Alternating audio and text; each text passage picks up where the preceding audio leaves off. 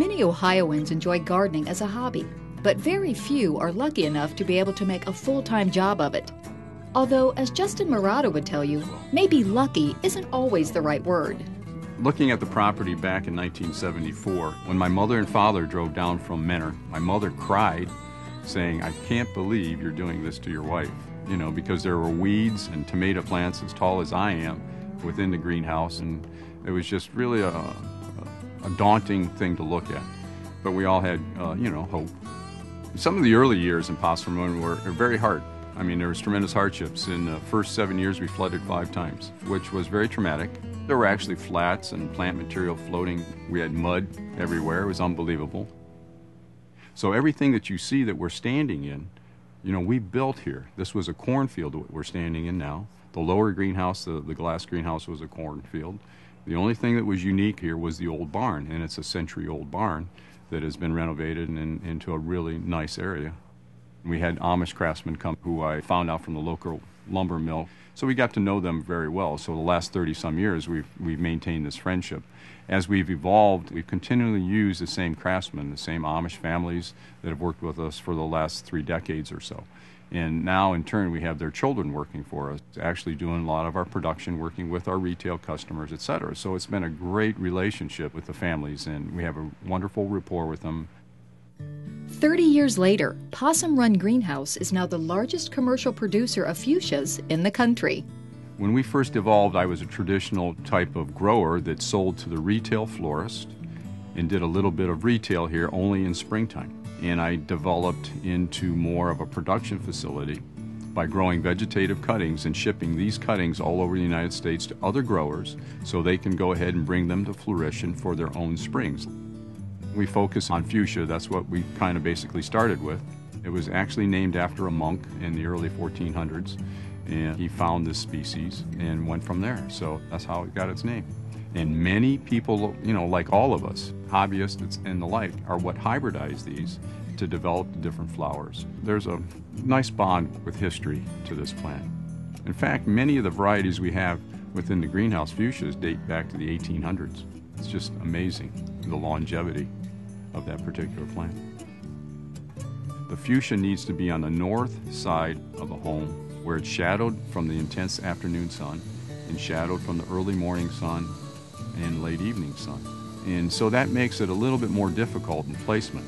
And so we're really matter of fact when our customers come to ask them where they're going to place this. They all want to buy them because of their sheer beauty, but if they go ahead and place them in a south exposure, within 30 days it's gone because they're not heat tolerant. Fuchsias are indigenous to Central and South America, primarily Argentina and Chile. So they come from a cooler climate because of elevations in the mountains. And while Possum Run Valley isn't the Andes, the valley's cooler climate makes it as ideal a location for growing fuchsias as you'll find in Ohio.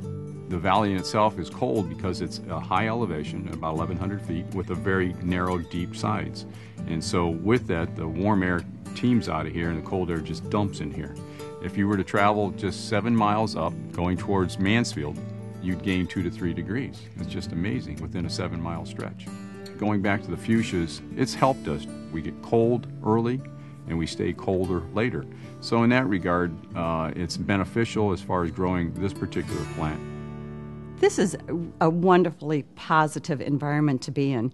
Take our customers, they love to come any time of the year. They tell us they come for their Possum Run fix. They'll sit among all the fuchsias and the other plants and just take it all in. It brings them peace, it brings them happiness, and that is so rewarding to us. We've been asked a number of times to open up satellite stores in Mansfield and in surrounding retail areas. But you can't replicate it. It's hard to replicate what we have here, so we don't want to try. Not that he'd have time anyway.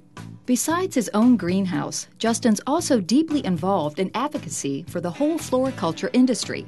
One of his biggest projects is the Ornamental Plant Germplasm Center, which aims to create a gene bank, preserving all the genetic diversity of all the ornamental plants in the world. Justin Marotta has been involved with Ornamental Plant Germplasm Centers since before it began.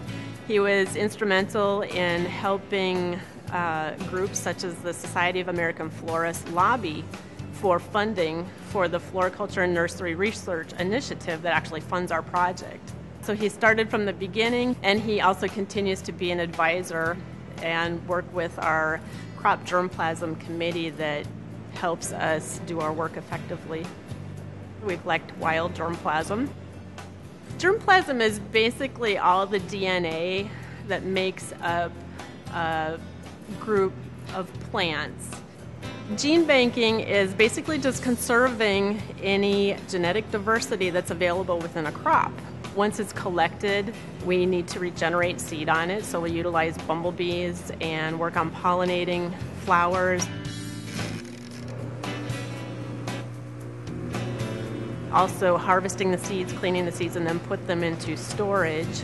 And then once we have the germplasm available, we will ship it out. We distribute seed free of charge to researchers around the world. Our goal is to conserve rare or unusual heirloom type varieties, wild species that might be lost as land is developed. So they may not be available in nature or through other seed companies in the future, so we might be the last place where people could go to find specific types of plant material. Justin Marotta sees that there's a need to stop the loss of the herbaceous ornamental plant material, which may not be useful right now for whatever reason to the floriculture industry, but in 5 or 10 years, when people's interests change or they have different desires, breeders can utilize it to produce those crops again, because once it's gone, and it's very hard to produce mutations and do any type of molecular breeding with the plants to get that diversity back. Justin has been able to take a bit of the experience and knowledge he's acquired over 30 years and transplant it, so to speak, to grow a whole new organization. But, he says, it's just what any good planter would do.